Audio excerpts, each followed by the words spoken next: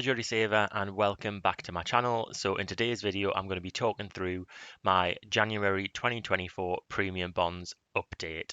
So just as a bit of background, in case you're new to this video series, I track how my premium bonds are doing every month. In case you don't know, I've got a bit of an explanation up the top here about what premium bonds are. So they are a savings account here in the UK, um, that you can put money into and take out when you want, and the interest is paid. Sorry, the interest paid is decided by a monthly prize draw. So you buy £1 bonds, and each bond has an equal chance of winning. So the more that you buy, the more that your chances improved.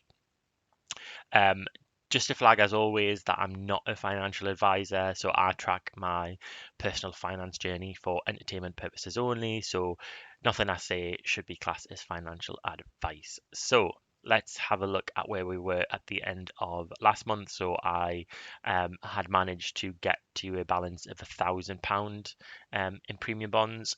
So let's have a look at the January figures.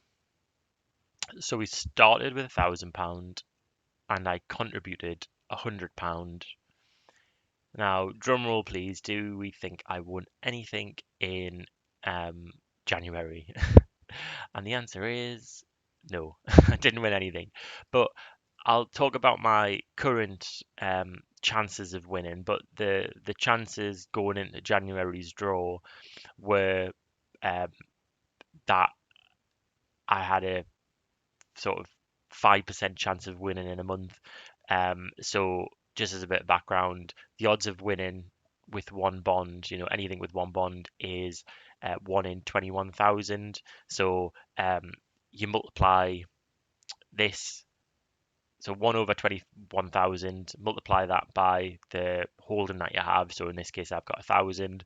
So 1,000 over 21,000. So that means I've got a 1 in 21 probability of winning in any given month with average luck. So that works out as a 5% probability of winning each month.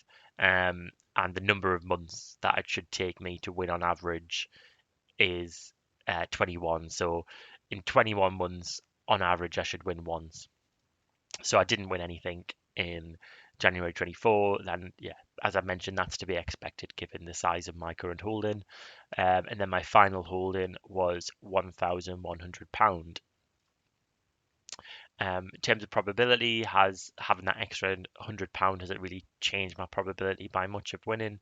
Well, it's still at 5% when you round it to the nearest percentage, but now instead of every 1 in every 21 months I should win, it's now 1 in every 19 months I should win. So just as a bit of an aside to premium bonds that I've mentioned on previous videos in terms of me upping my contribution and having more in premium bonds, I'm treating my premium bonds as a second emergency fund. So I have a cash emergency fund in my bank account, which currently stands at around just over £1,000.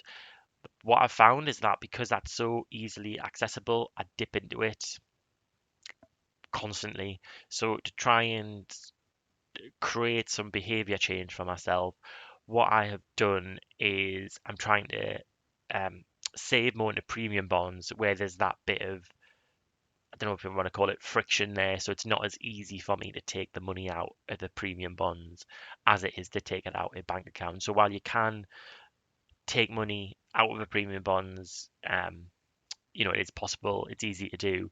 There is a bit of a lead time there, so it can take maybe three or so days from your request going in for your premium bonds to come out of your account. It takes a number of days for you to actually get that paid into your main bank account. So there's a lot more thought that'll go into me withdrawing money from premium bonds than there is to just transfer money with a click of the fingers from a bank account. My goal, in the short term at least, is to have the premium bond balance go up to the amount where I would expect to win once a year. So I think that is £1,700. I'll just do some quick maths to see. So I do 21,000 divided by 12. So £1,750 is the balance that I'm aiming to get to in the short term. So hopefully in the next few months I'll get to that, and then I'll be able to hopefully anticipate a premium bond win in the next 12 months. Um, I'll feel amazing when I do win something on premium bonds, even if it is £25, just because I haven't won yet. I'm now in the habit of checking the results at the start of each month. Um, and I always get that message saying sorry, no luck this time. So fingers crossed, by the end of 2024, I might have had my first premium bond win, which would be nice. I know I get not lots of comments. I've had a few comments, saying about how poor potentially of a savings rate you get through premium bonds versus either a traditional fixed savings account or putting your money in investments. But just to flag that, this is my emergency fund. I'm not, to be honest, while it is nice to have interest accruing on it or things like that, it's really to be used in case of emergency. Like, it's my sense of security that if I was to lose my job or I had any major um, problems in my flat that I needed fixing, like a new boiler or had a leak or whatever, I need to have a sense of security that I've got a few £1,000s tucked away that I can use.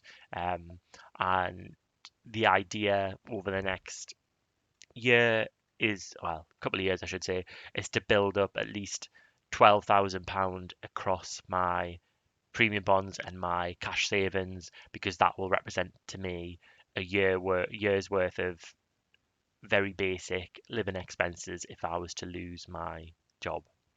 So that's the aim, and because of that, the I'm not too focused on whether I get more interest using this account or using a traditional savings account. But I know that's potentially a controversial topic and people have different opinions on it.